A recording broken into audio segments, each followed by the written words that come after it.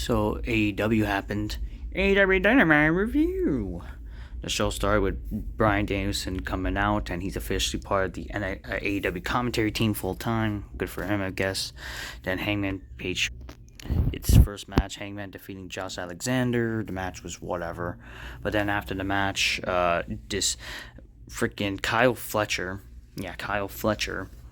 he for some reason appeared. So they're literally doing, for God knows what reason, Kyle Fletcher versus Hangman Page as the main world title feud for All Out. Like, I understand they probably don't care to like make All Out kind of the WrestleMania that they used to, but how does it make any sense for Kyle Fletcher, who's like a mid-card jobber if anything? I know Smarts like to pretend he's a star or whatever because he's acting like, or he looks like, I guess, some wannabe Orton type of shit. But how does it make any sense for Kyle Fletcher? And he's a TNT champion, so they're kind of ripping off last year with this all out shit. How does it make sense for him to be in the main event of All Out facing Hangman Page? For God's sakes, what the hell is going on with this company? Hangman even mentioned, like, this guy wants to act like he's a man, but yeah, he's not man enough to wear socks, which, is he wrong? And this is so freaking annoying. Why are there fucking the most metrosexual faggots don't wear socks anymore? And this is like, again, this guy is the same guy who was kissing Kenny, like Hangman Page, not Hangman Page, freaking Will Ospreay. He's like his love buddy or whatever. They're freaking kissing his face and shit like that. Like, it's so fucking gay, for God's sakes. And we're supposed to freaking believe this is a next star. Whatever, Hangman says you're not ready, just like how people thought he was not ready, that he has more room to grow, and he accepts the challenge regardless, whatever. MJF says he's ready for any stipulation that Mark Briscoe has for him.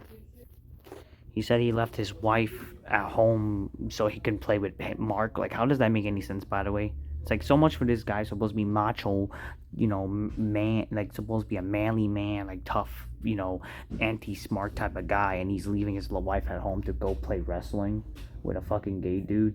Or not gay dude, some other wrestler who just does dumb indie shit. I don't know how that make any sense. Riho and Alex Winslow defeat Riho. They defeated Mercedes Money and Emu Sakura. Who the fuck cares about this shit? The FTR talking about how they faced 59 different teams. They then attack like fans for like whatever. I don't care. Shelton Benjamin defeats Ricochet, and then eventually there's a brawl between the Hurt Syndicate and the Gates of Agony and Ricochet. I don't know what this is supposed to be, nor do I care. All I know is that Ricochet broke some, like a scissor or whatever. Then Hook says that he there's a promo of his, how he finally understands why Powerhouse replaced him, but then he says maybe it's time to be his own man or whatever.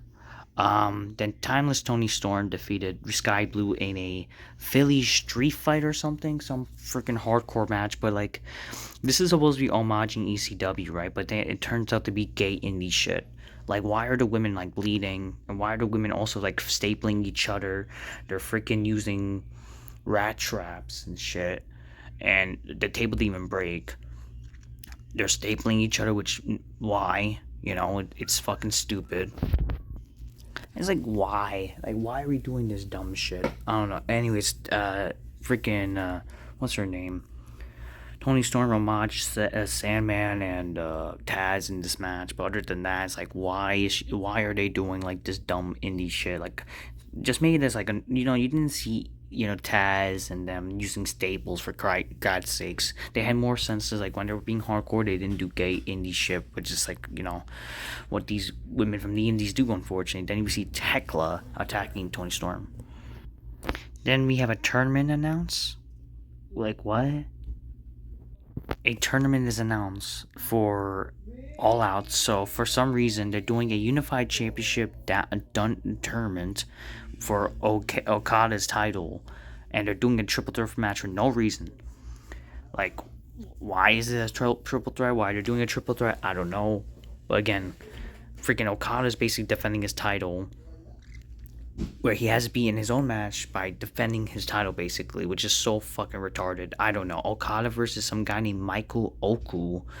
Anthony Bowens versus Kanosuke Take a Shit, and the Beast Mortis versus Mascara Dorada. I'm just like, what is this logic? You know what I mean? What is the logic? This match is fucking official. Like, why? Like, why? You're going against freaking also like WWE at that night with WrestlePalooza, and this is what you're gonna do. And the main event, the Deathriders, along with the Young Bucks, which they're supposedly keep getting disrespected, like whatever. They came out with the old Dynamite theme, by the way, and they had their government names. They defeated the Ops, Brody King, and Bandino in a $500,000 tag match, All Star supposedly, guys. It's All Star.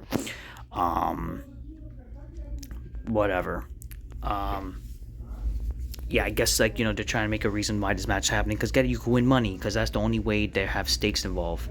After the match, Darby Allin attacks Moxley, but then we see Daniel Garcia turned heel and joined the Deathriders.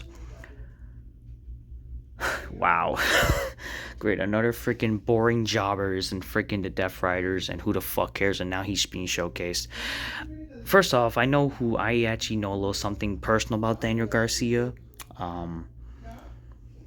Just to say that, it's funny like how this guy, I know him well, not personally, but by a person who I know who actually met Daniel Garcia. The guy really, let's just say he's not so like fit to be a freaking pro wrestler. Okay, let's just say that. I don't know.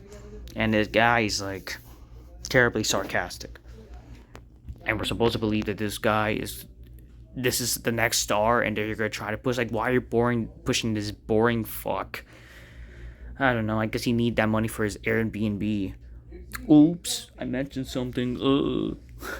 Yeah, enjoy. I don't know. You should stay in Puerto Rico, Daniel Garcia. I don't know. You're boring fuck. Anyways, yeah, Daniel Garcia is in the Deathriders, and I don't even know care. No one cares, and he's a heel. Whoop-de-doo. It's gonna be boring shit that's gonna do gay dance. I don't fucking know. He's gonna dance around with John Moxley, sucking each other's dicks and whatever, playing each other's swords. I don't fucking care. It's fucking boring as a fuck. Fuck this show. This show sucks. Just dumb shit. Dumb indie garbage. Dumb that freaking stupid. What's his name? Fucking Kyle Fletcher. I can't even remember his fucking name. And he's getting a push. And Daniel Garcia. Really? Deathriders? Boring fuck? Bunch of boring fucks. That's all I have to say. Till next time. Peace. Yeah, bye.